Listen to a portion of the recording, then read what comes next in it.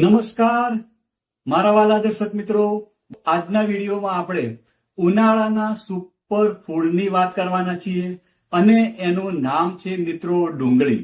મિત્રો, આજના વિડીયોમાં આપણે વાત કરશું કે ડુંગળી કોણે ન ખાવી જોઈએ, એક દિવસમાં કેટલી ડુંગળી ખાઈ શકાય, શું દરરોજ ડુંગળી ખાવાથી આપણા શરીરને ફાયદા થાય છે ખરા, સાથે શું રાત્રે ડુંગળી ખાઈ શકાય ખરી, અને ડુંગળી આપણા પાચન તંત્ર માટે કેમ આટલી બધી સારી છે.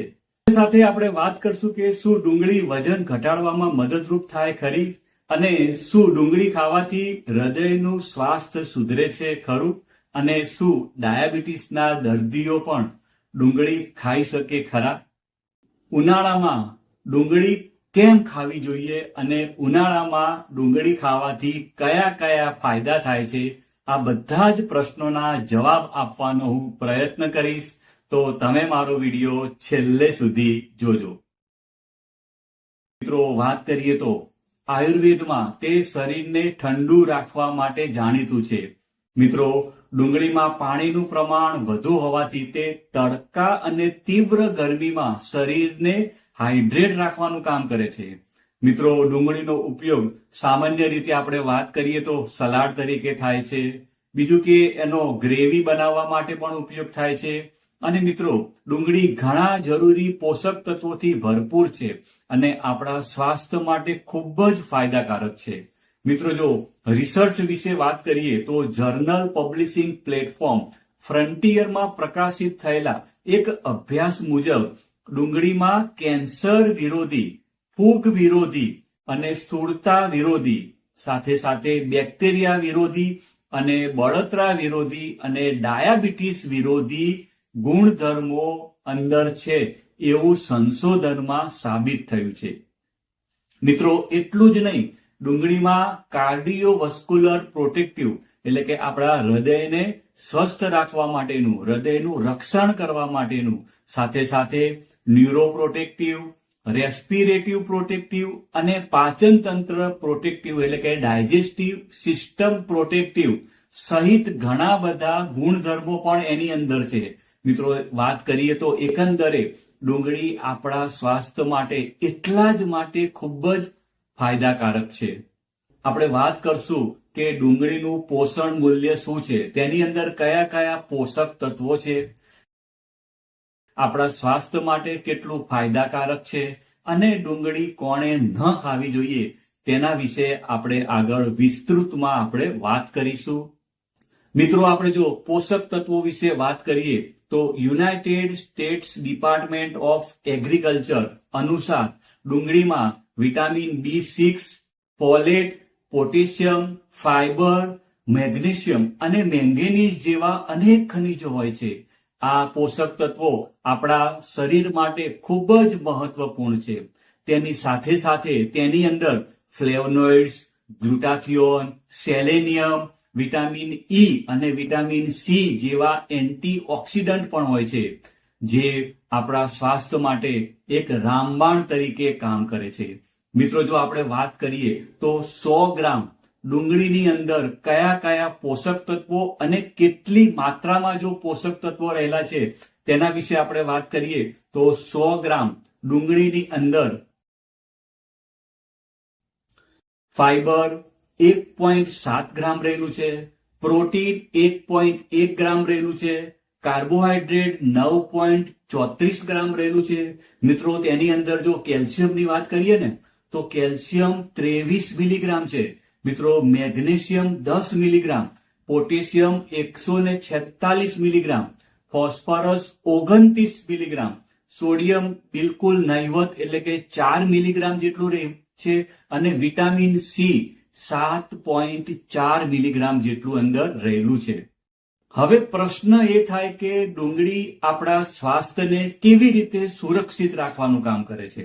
તો મિત્રો, વાત કરીએ તો ડુંગળીમાં હાજર વિટામિન C અને ફ્લેવોનોઇડ્સ જેવા એન્ટીઓક્સિડન્ટ શરીરને ફ્રી રેડિકલથી બચાવવાનું કામ કરે છે, અને આ ફ્રી રેડિકલ શરીરમાં બળતરા અને ઘણા રોગોનું કારણ બને છે. મિત્રો, ડુંગળીમાં સલ્ફર અને કર્બેસેટિન નામના એન્ટીઓક્સિડન્ટ હોય છે, જે બ્લડ સુગર અને કોલેસ્ટ્રોલના સ્તરને નિયંત્રિત કરવાનું કામ કરે છે. સાથે સાથે ડુંગળીમાં રહેલું પોટેશિયમ બ્લડ પ્રેશરને નિયંત્રિત કરવામાં મદદ કરે છે. મિત્રો, ડુંગળીમાં ભરપૂર માત્રામાં ફાઈબર હોય છે, જે પાચન તંત્રને મજબૂત રાખવામાં મદદ કરે છે. તેમાં પ્રોબાયોટિક્સ હોય છે, જે આંતરડામાં સારા બેક્ટેરિયા વધારે છે, જેનાથી પાચન પ્રક્રિયામાં સુધારો થાય છે. મિત્રો, ડુંગળીમાં એન્ટીબેક્ટેરિયલ અને એન્ટીવાયરલ ગુણધર્મો હોય છે, જે શરીરને બેક્ટેરિયા અને વાયરસથી બચાવવાનું કામ કરે છે. મિત્રો, ખાસ કરીને તે શરદી, ખાંસી અને જે ગળામાં દુખાવો જેવી સમસ્યાઓમાં ખૂબ જ રાહત આપવાનું કામ કરે છે. આ ઉપરાંત ડુંગળીમાં રહેલા કેલ્શિયમ, મેગ્નેશિયમ અને ફોસ્ફરસ જેવા ખનિજો હાડકાને મજબૂત બનાવવાનું કામ કરે છે. તેમાં વિટામિન સી અને સિલિકા ત્વચા અને વાળ માટે ફાયદાકારક છે. તે કાળા ડાઘ, કરચલીઓ અને ખીલને રોકવામાં મદદ કરે છે. મિત્રો, જો આપણે વાત કરીએ તો ડુંગળી ખાવાથી આપણા શરીરને કયા કયા ફાયદાઓ થાય છે, તો જો ડુંગળી ખાવાના ફાયદા વિશે આપણે વાત કરીએ તો જે પહેલો જ ફાયદા વિશે વાત કરીએ તો તે ઇમ્યુનિટીને મજબૂત કરવાનું કામ કરે છે, એટલે કે આપણી રોગ પ્રતિકારક શક્તિને મજબૂત બનાવવાનું કામ કરે છે. બીજા ફાયદા વિશે વાત કરીએ તો તે પાચન તંત્રને મજબૂત રાખવાનું કામ કરે છે, આપણું પાચન તંત્રને સ્ટ્રોંગ બનાવે છે. ત્રીજા ફાયદા વિશે વાત કરીએ તો તે હૃદયના સ્વાસ્થ્યને સુરક્ષિત રાખવાનું કામ કરે છે, એટલે કે આપણા હૃદયને એકદમ મજબૂત અને એકદમ સ્ટ્રોંગ રાખવાનું કામ કરે છે. તે વજન ઘટાડવામાં પણ મદદરૂપ થાય છે. મિત્રો, 5મા નંબરના ફાયદા વિશે વાત કરીએ તો તે બ્લડ પ્રેશરને કંટ્રોલમાં રાખવાનું કામ કરે છે. સાથે સાથે તે બળતરાને ઓછી કરવાનું પણ કામ કરે છે અને બ્લડ સુગરને કંટ્રોલમાં રાખવાનું કામ કરે છે. તે કેન્સરના જોખમને ઓછું કરવાનું કામ કરે છે તથા આપણા હાડકાને મજબૂત બનાવવાનું કામ કરે છે, કારણ કે તેની અંદર કેલ્શિયમ હોય છે. હવે પ્રશ્ન એ થાય કે ઉનાળામાં ડુંગળી ખાવાથી આપણા શરીરને કયા કયા ફાયદા થાય છે અને ઉનાળામાં ડુંગળી કેમ ખાવી જોઈએ. મિત્રો, જો વાત કરીએ તો ઉનાળાની ઋતુમાં દરરોજ ડુંગળી ખાવાથી પરસેવો ઓછો થાય છે, કારણ કે તે શરીરના તાપમાનને સંતુલિત કરવામાં મદદ કરે છે. ડુંગળીમાં ઠંડકની અસર હોય છે, જે શરીરને અંદરથી ઠંડુ રાખવામાં મદદ કરે છે. મિત્રો, તેમાં પાણીનું પ્રમાણ વધુ હોય છે, જે શરીરને હાઇડ્રેટ રાખવામાં મદદ કરે છે. મિત્રો, ડુંગળીમાં પોટેશિયમ જેવા ઇલેક્ટ્રોલાઇટ્સ પણ હોય છે, જે શરીરમાં પાણી અને ઇલેક્ટ્રોલાઇટ્સનું સંતુલન જાળવવામાં મદદ કરે છે. તેથી ઉનાળામાં દરરોજ કાચી ડુંગળી ખાવાથી હીટ સ્ટ્રોક અને સનસ્ટ્રોકનું જોખમ ઓછું થાય છે. મિત્રો, હવે વાત કરીએ કે શું ડાયાબિટીસના દર્દીઓ પણ ડુંગળી ખાઈ શકે ખરા? મિત્રો, જો વાત કરવામાં આવે તો ડાયાબિટીસના દર્દીઓ માટે ઉનાળો પડકારજનક હોય છે, કારણ કે ખોરાકમાં ફેરફાર અને અતિશય ગરમીને કારણે તેમના બ્લડ સુગરના સ્તરમાં વધઘટ થવાની શક્યતા રહેલી છે.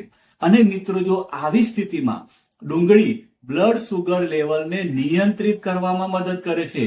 તેમાં હાજર ક્રોમિયમ સંયોજનો ઇન્સ્યુલિન સંવેદનશીલતામાં સુધારો કરે છે, જે બ્લડ સુગર લેવલને નિયંત્રિત રાખવામાં મદદ કરે છે. હવે એક પ્રશ્ન થાય કે શું ડુંગળી ખાવાથી હૃદયનું સ્વાસ્થ્ય સુધરે છે ખરું? મિત્રો, જો એની વાત કરીએ તો ડુંગળીમાં હાજર પોટેશિયમ અને સલ્ફર કોલેસ્ટ્રોલ અને બ્લડ પ્રેશરને નિયંત્રિત કરવામાં મદદ કરે છે. આનાથી હૃદય રોગનું જોખમ ઓછું થાય છે. મિત્રો, તેમાં હાજર ઘણા ફાઇટોકેમિકલ્સ રક્તવાહિનીઓની બળતરા ઘટાડીને રક્ત પ્રવાહમાં સુધારો કરે છે. આનાથી હૃદયનું સ્વાસ્થ્ય સુધરે છે. મિત્રો, હવે પ્રશ્ન થાય કે શું ડુંગળી વજન ઘટાડવામાં પણ મદદરૂપ થાય ખરી? મિત્રો, જો વાત કરીએ તો ડુંગળીમાં કેલરી ઓછી અને ફાઈબરનું પ્રમાણ વધારે હોય છે. ફાઈબર પેટને લાંબા સમય સુધી ભરેલું અનુભવ કરાવે છે. આનાથી ભૂખ ઓછી લાગે છે. મિત્રો વાત કરીએ તો ડુંગળીમાં કેટલાક સંયોજનો હોય છે જે ચયાપચય સુધારવામાં મદદ કરે છે. આનાથી શરીર વધુ કેલરી બર્ન કરે છે, જે વજન ઘટાડવામાં પણ મદદરૂપ થાય છે. મિત્રો ધ્યાન રાખો કે ફક્ત ડુંગળી ખાવાથી વજન ઓછું થશે નહીં. આ માટે તમારે સ્વસ્થ અને સંતુલિત આહાર લેવાની સાથે સાથે નિયમિત કસરત પણ કરવી પડશે, નિયમિત પ્રાણાયામ કરવા પડશે અને યોગાસન પણ કરવા પડશે, જે તમને વજન ઘટાડવામાં મદદરૂપ થશે. તમારે ચાલવું પણ પડશે. એટલે આવી બધી તમારે એક્સરસાઇઝ કરશો તો તે તમને વજન ઘટાડવામાં પણ મદદરૂપ થઈ શકશે. બહારનું ખાવાનું ઓછું કરી દેજો. જે ફાસ્ટ ફૂડ હોય છે એને આપણે ટાળવું જોઈએ. આ બધું કરશો તો ઓટોમેટિકલી તમારું વજન એ ઘટાડવામાં મદદરૂપ કરશે. મિત્રો હવે પ્રશ્ન એ થાય કે ડુંગળી આપણા પાચન તંત્ર માટે કેમ સારી છે? ડુંગળીમાં ફાઈબર અને પ્રીબાયોટિક્સ જેવા કે ઇન્યુલિન અને કુક્ટુલિગોસેકેરાઇડ્સ હોય છે, જે પાચન તંત્રમાં સુધારો કરે છે. આ ઉપરાંત ડુંગળી આંતરડા અને પેટમાં જમા થયેલી ગંદકીને સાફ કરવામાં પણ મદદ કરે છે. મિત્રો હવે પ્રશ્ન એ થાય કે શું રાત્રે ડુંગળી ખાવી સલામત છે? મિત્રો જો વાત કરીએ તો સામાન્ય રીતે રાત્રે ડુંગળી ખાવી સલામત છે. જો કે કેટલાક લોકોને રાત્રે ડુંગળી ખાવાથી ગેસ, પેટમાં ખેંચાણ અથવા એસિડિટી જેવી સમસ્યાનો સામનો કરવો પડી શકે છે. તેથી પાચન સમસ્યાઓથી પીડાતા લોકોએ રાત્રે ડુંગળીનું સેવન ઓછું કરવું જોઈએ. મિત્રો હવે પ્રશ્ન થાય કે શું દરરોજ ડુંગળી ખાવી યોગ્ય છે? તો મિત્રો એનો જવાબ છે હા, બિલકુલ. મિત્રો દરરોજ ડુંગળી ખાવી સામાન્ય રીતે સલામત છે અને આપણા સ્વાસ્થ્ય માટે પણ ખૂબ જ ફાયદાકારક છે. જો કે વધુ પડતી ડુંગળી ખાવાથી ગેસ, પેટમાં બળતરા અને એસિડિટી જેવી સમસ્યાઓ પણ થઈ શકે છે. તેથી તેને મર્યાદિત માત્રામાં જ ખાવી જોઈએ. તો મિત્રો પ્રશ્ન એ થાય કે એક દિવસમાં કેટલી ડુંગળી ખાઈ શકાય? મિત્રો વાત કરીએ તો સામાન્ય રીતે એક વ્યક્તિ દિવસમાં 1 થી 2 ડુંગળી ખાઈ શકે છે. જો કે જો તમારી પાચન શક્તિ સારી હોય તો તમે 2 થી 3 ડુંગળી પણ ખાઈ શકો છો. મિત્રો ડુંગળી કોણે ન ખાવી જોઈએ?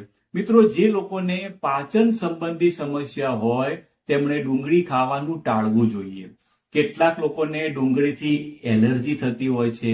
આના કારણે તેમને ત્વચા પર ફોલ્લીઓ, ખંજવાળ અથવા ઉલટી, ઝાડા જેવી સમસ્યાઓનો સામનો કરવો પડી શકે છે.